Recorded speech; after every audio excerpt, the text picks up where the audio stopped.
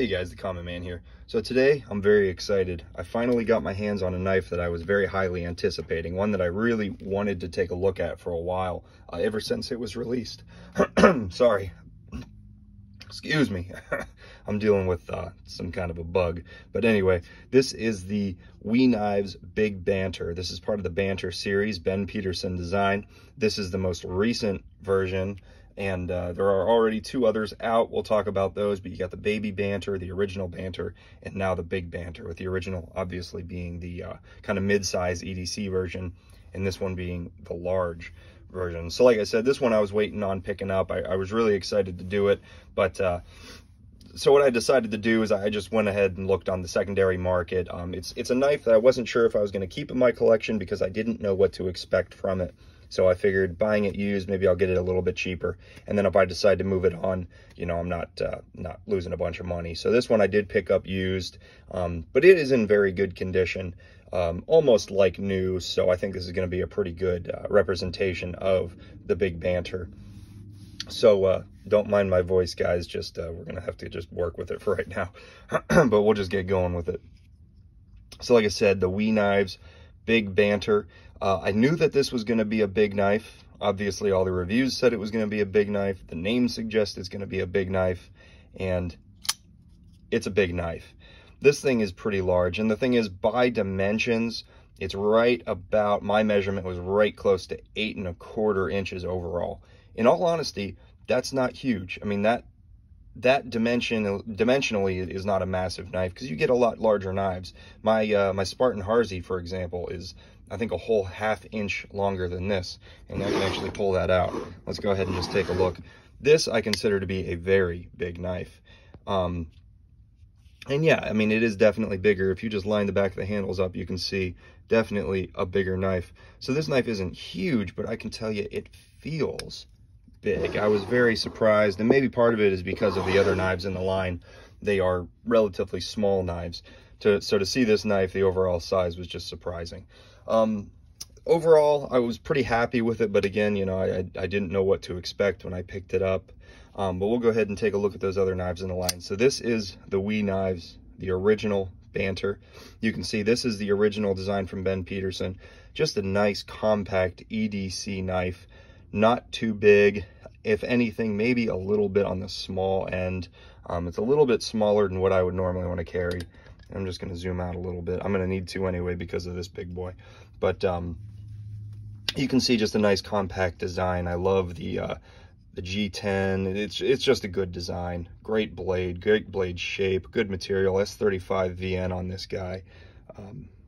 Yeah, right there, S35 VN. And this is his, what is up guys version. I think I paid just a little bit more to have him go ahead and sign the blade there, which is kind of cool.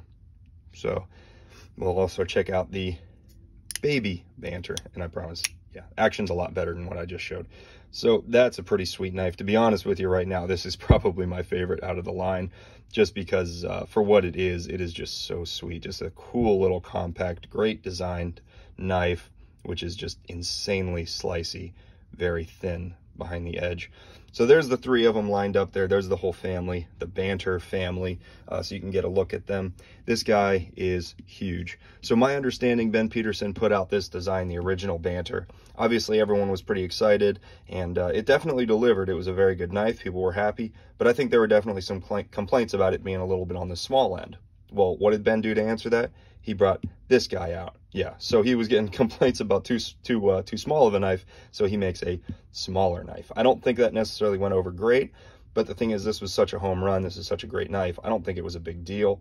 And then I think he finally was listening to the complaints, and maybe he even already had plans to release this guy, but he went ahead and let this guy out. He designed and released this big boy, and then I think people started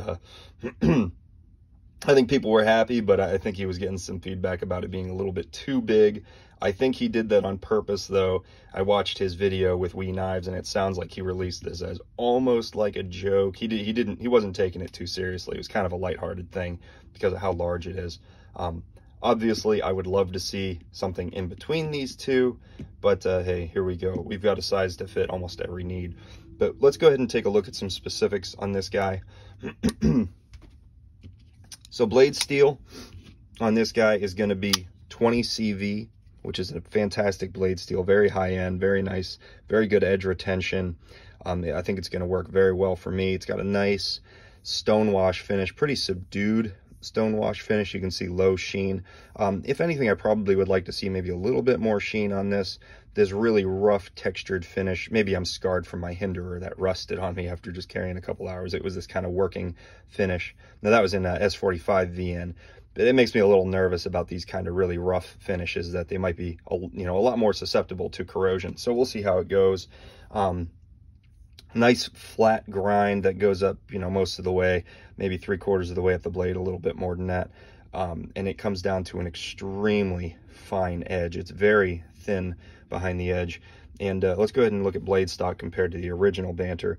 You can see the Big Banter is, if we can get this lined up, okay. Big Banter is definitely thicker. It's considerably thicker, but the thing is, these two behind the edge, guys, they're almost identical. It's almost the exact same thickness behind the edge, and that's going to make this an incredible slicer, because this thing already slices beautifully with that thin blade stock, and this one with the same thinness behind the edge, even with that thicker blade stock, it's an incredible slicer.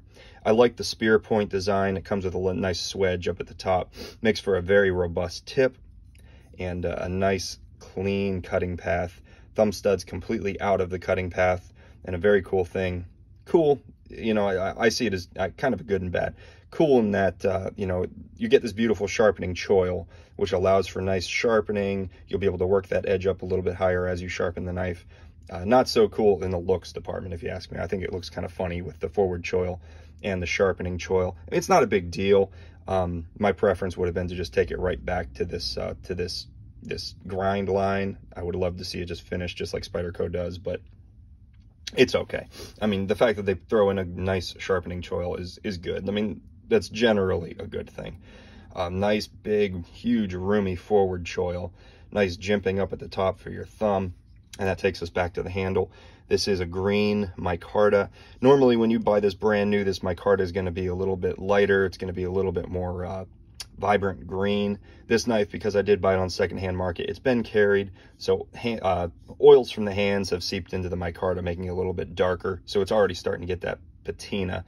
And then also, the previous owner had this set up for left-hand carry, so the pocket clip was on this side. You can see where it was landing right there, so you can, that's what that coloration is all about. But it is very nice that it is an easily reversible pocket clip. I did reverse it as soon as I got it, and it went very well. It was very easy. Just take out this screw, take out these screws, swap the clip around, and put the screws back in, and you're good to go. Very easy. And it's a good ergonomic knife. Now, to be honest, the handle, I think, is where this knife, I think that's where the excess is in this knife. The blade is good. You get good cutting edge. It's not terribly different than the original Banter, honestly. Look at that cutting edge. Not a whole lot different. You definitely get more, but look at the sides of these knives, and you have a similar cutting edge. It's crazy. But what that tells you is most of the size in this knife comes from this handle. This handle is huge. I'm choked back on this guy, and I've still got another finger's worth of space here, if not more. And I'm not even using that forward choil. And then look at how much room is in that forward choil. I don't have particularly large fingers, kind of thinner fingers, but you can see that that forward choil is very generous, very roomy. And then when I choke up, look at that. I mean, you can almost two-hand this thing. It's huge. The handle is just massive. And I don't know, it's not necessarily a bad thing. It's just, that just kind of shows you where the size is in this knife. And I am one who does not generally complain about a blade to handle ratio. I like a nice roomy handle. It gives you good control of the blade that you have. So here, it might be a little more than what you need, but it's all right. If you like big knives, you should like this just fine. Overall fit and finish is nice. I love the chamfering around the edges. It looks really good. Really good access to the liner lock. Really good access. No issues there. Nice texturing on that liner lock as well. It's a good, thick liner lock. It's not a thin, chintzy thing. It feels pretty good. It locks up nice and tight. I mean, just no blade play up and down, left and right, nothing like that. No play on the lock. Yeah, nothing. I mean, it's a very solid knife. Action is very good. Watch this.